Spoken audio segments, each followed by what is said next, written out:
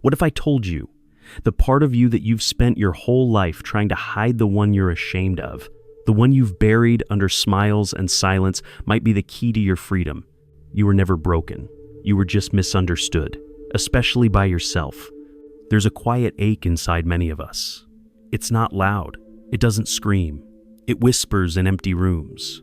It hides behind your overreactions, behind the way you apologize when you did nothing wrong, or how you fall for people who make you feel small, but still somehow needed. And maybe no one told you this, but the part of you that sabotages, that lashes out, that runs away, or clings too tightly isn't evil. It isn't weak. It's your shadow.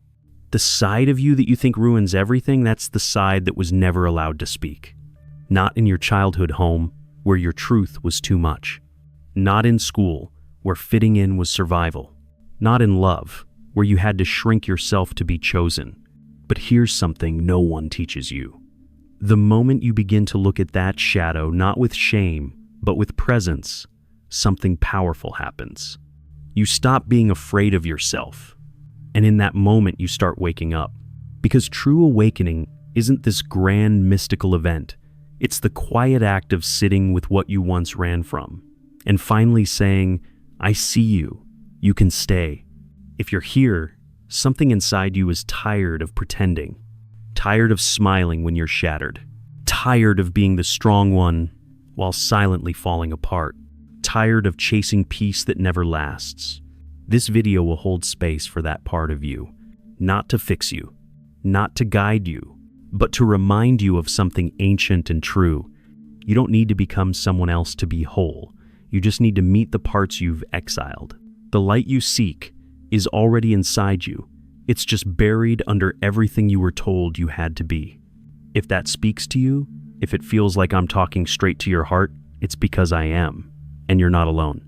This space is for you. So take a breath. Be with me here. And if these words resonate with something you've been quietly holding, you might want to subscribe.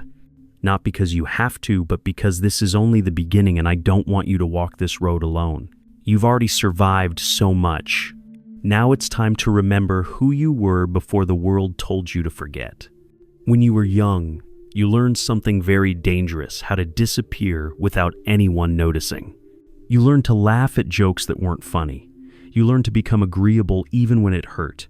You became who they needed you to be, maybe the good daughter, the quiet son, the peacekeeper, the achiever, the one who held it all together. And somewhere in that becoming, you left parts of yourself behind. That's how the shadow begins. It doesn't show up all at once. It hides in silence, in suppression. In all the moments you bit your tongue just to keep the love flowing, in the way you smiled so people wouldn't see the pain behind your eyes, in the choices you made out of fear because you were terrified that if someone saw the real you, they'd leave. So you abandoned yourself first. You made a trade, your truth for their approval, your voice for their comfort, your boundaries for belonging. But those trades, they don't come without cost. You started noticing it when relationships left you hollow, when no matter how hard you tried, it still wasn't enough, when you looked in the mirror and didn't recognize who you'd become. Or worse, when you saw the flicker of who you really were and it scared you. Because the shadow isn't just pain, it's power. It's everything you suppressed to survive. Your rage, your intuition, your longing, your hunger, your voice. And no one ever told you that those parts weren't bad. They were just inconvenient to the people who benefited from your silence. Here's what's wild. You may have thought the shadow was your enemy, but it's actually the part of you that never gave up. The part that kept whispering, there's more. You're more. Even when you ignored it.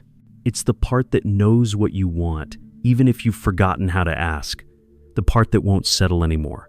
The part that acts out not to hurt you but to get your attention. Your shadow is your inner child who never got to scream. It's the teenager who swallowed heartbreak like poison and still kept going. It's the adult version of you that says, I can't keep living like this, and means it. And it waits patiently until you're ready. Ready to stop running. Ready to sit down with your anger, your jealousy, your fear not to judge it, but to listen. Because every time you suppress a feeling, it doesn't go away. It waits in your body, in your reactions, in the way you overthink every message you send, in the way you cling to love or push it away the second it gets close. You think you have trust issues, but maybe it's deeper. Maybe you just stopped trusting yourself. That's the wound. And the healing, it begins when you realize you're not crazy or broken or too much. You're just finally hearing what your shadow has been trying to say for years. I need you. Not your fixes, not your shame, just you. There comes a moment in life, usually when the noise dies down, when you're alone, when no one's expecting you to perform, when something inside you cracks open. Not loudly, quietly. Like the sound of breath returning after you've been holding it for years. And suddenly, you feel it. Grief. Grief for the years you spent being who they needed. Grief for the dreams you dimmed so others could shine. Grief for the softness you hardened just to survive. And it's not the dramatic grief that people write poems about. It's the subtle kind.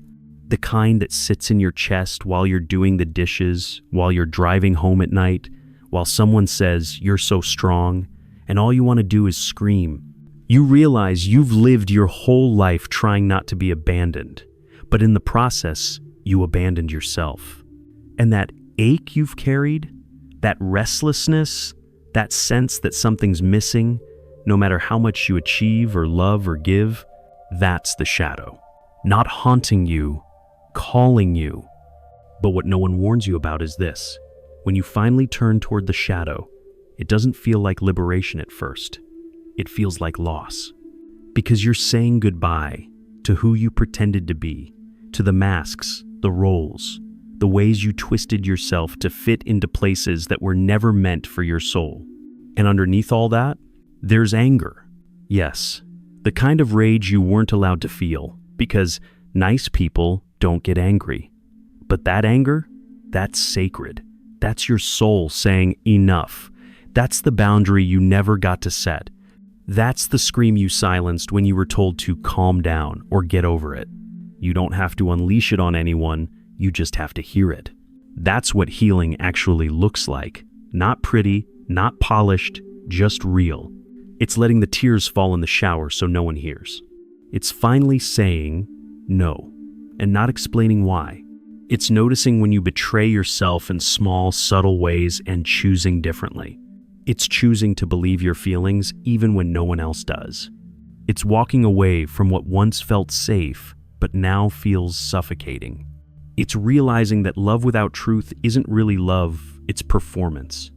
And as you move through this process, something else shows up. Compassion. For the version of you that tried their best with what they had. The one who thought staying small was the only way to stay loved. The one who thought pleasing others was the only way to avoid pain.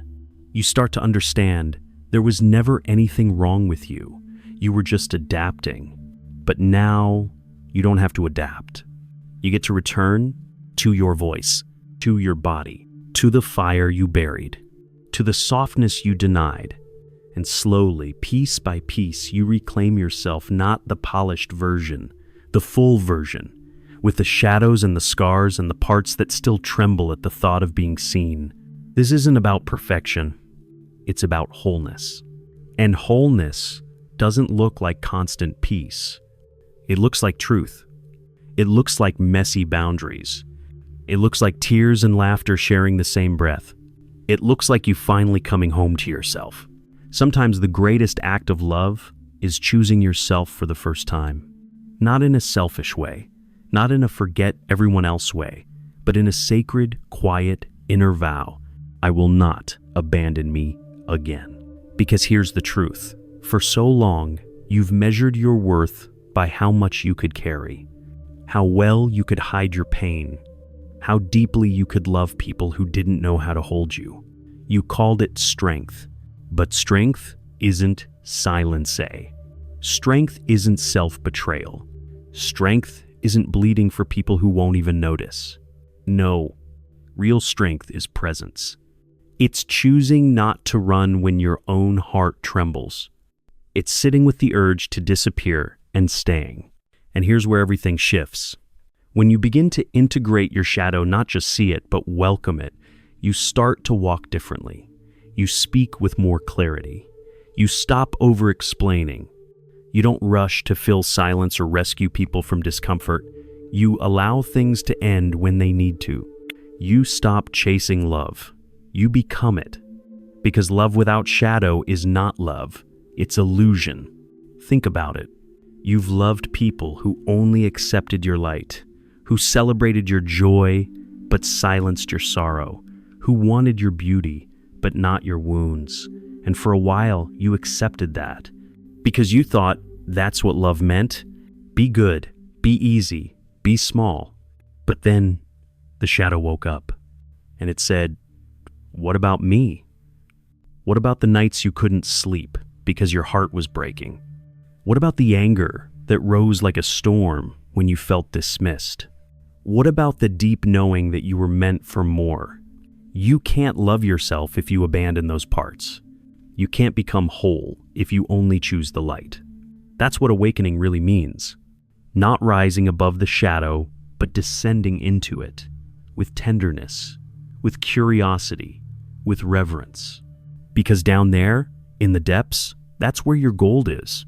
The parts of you that know how to protect, to roar, to intuit, to draw the line, to say, this is who I am, and I don't owe you an apology for it. You stop seeking validation like oxygen. You stop asking, am I too much? You start asking, why did I ever think I had to shrink to be loved? You realize the people who truly see you, the ones meant to walk beside you, they won't fear your shadow. They'll honor it, just like you've learned to. They won't demand your silence to feel safe. They won't punish your truth. They won't call your boundaries walls, because they've met their own shadow too. And that's when connection becomes something sacred. Not a performance, not a power play, but a mirror, two souls who've made peace with their own darkness, finally meeting in the light. There's a stillness that comes when you no longer fear yourself. Not because everything is fixed, not because the pain is gone, but because you've stopped pretending. You're not hiding the ache behind fake laughter. You're not folding yourself to fit anymore. You're just there, present, real, unapologetically human, and in that stillness, something surprising happens. You stop reacting to everything. The things that used to trigger you, the messages left on read, the sideways glances, the people who ignore your boundaries, they no longer dictate your worth. Because you've looked those parts of yourself in the eye, and you didn't flinch. You've sat with the fear of being abandoned and whispered, I'm still here. You've felt the shame rise like a wave and said, you don't get to steer anymore. You've held your younger self through storms no one else ever saw, and you didn't let go. That changes you. Not in the way you imagined, not into someone who has it all together, but into someone who knows their own depth. And when you know your depth, you stop drowning in shallow love. You stop craving crumbs. You stop settling for half-hearted apologies and one-sided effort. You stop convincing people of your value, because you feel your value now in your bones, in your breath, in the silence you used to run from. The shadow taught you that. It taught you that your wounds are not weaknesses. They're entry points to your soul, to your truth, to your voice. And that voice, it's not as soft as they told you it should be. It's fierce. It's sacred. It says things like, no, I won't abandon myself this time. I deserve more than this. Not everyone gets access to me anymore. It says yes to peace, but not at the cost of your truth. It says yes to love, but not without reciprocity. It says yes to connection, but only if it feels safe to stay whole. And maybe that's the most radical thing of all, to stay whole. To live in a world that constantly asks you to fragment, to mask, to perform, and to say, no, I choose me. You will lose people on this path. Some won't understand. Some will call you selfish. Some will guilt you for growing. Let them. You're not here to be palatable. You're here to be free. And freedom, it comes with grief. But it also comes with peace. A peace that settles deep in your soul when you realize you don't need to be anyone else. You were always enough. Even in your mess, especially in your mess. The shadow didn't make you broken. It made you real. You'll notice it one day, not all at once, but quietly.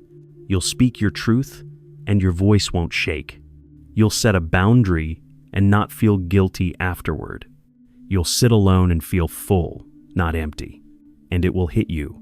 You've returned to the version of yourself you were always meant to be before the world taught you to disconnect, before you believed that love had to be earned, before you made shame your home. The shadow was never your enemy. It was your exile. And like anything exiled long enough, it waited to be welcomed back. And you were brave enough to open the door. This is not about becoming some enlightened version of yourself who never doubts or cries or aches. It's about becoming honest. Honest enough to say, I feel lonely. Honest enough to admit, that hurt me. Honest enough to walk away when you're being diminished without needing anyone to understand why. Because healing isn't a straight line. It's a spiral. Some days you'll feel invincible. Other days you'll feel like a child again, fragile, needing to be held. And that's okay. The difference now? You know how to hold yourself. You don't abandon the fragile parts anymore. You don't call yourself crazy for needing love. You don't rush to perform to avoid rejection. You sit with what arises. You breathe through it. You honor it. And in that space, something profound emerges. Softness. Not weakness, softness. You stop fighting yourself. You stop trying to fix things that were never yours to carry. You let your heart stay open, even after all the pain, because now you understand your shadow isn't a flaw. It's the part of you that kept you alive when love was conditional. It's the part of you that said yes to people because no didn't feel safe. It's the part of you that stayed silent, thinking it was the only way to be loved. You don't hate that part anymore. You thank it. You say, thank you for protecting me. Thank you for surviving, but I've got it from here. And you mean it. Because now, you're not chasing love. You're becoming it. Not the performative kind. Not the pleasing kind. The kind that says, I love you enough to tell you the truth. And I love me enough to walk away if you can't hold that truth. You stop performing for worthiness. You stop dimming your light. You stop making excuses for people who don't choose to see you. And it's not bitterness, it's clarity. That's what happens when you integrate your shadow. You stop chasing what hurt you. You start choosing what heals you. There's a moment when the world quiets not around you, but within you. It's when you're no longer at war with yourself. When your inner critic doesn't hold the loudest mic. When the ache to be understood doesn't override your need to be whole. You walk differently, not faster, not louder, just steadier. Because now you know, peace isn't something you find outside yourself. It's what rises when you stop betraying who you are. And this version of you, it didn't come from books. It didn't come from fixing or forcing or faking. It came from facing the nights you felt unlovable. Facing the fear that you'd always be too much or not enough. Facing the pattern that kept you chasing people who wouldn't choose you. You used to think healing was about becoming better, but you've realized now it's about becoming you. Not the version edited to be palatable. Not the one shaped by guilt or obligation.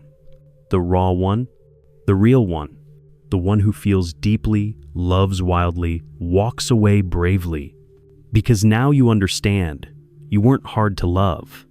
You were just around people who couldn't hold your depth. And depth intimidates those who've only lived on the surface. But you were never meant to stay shallow. You were meant to plunge, to descend, to rise.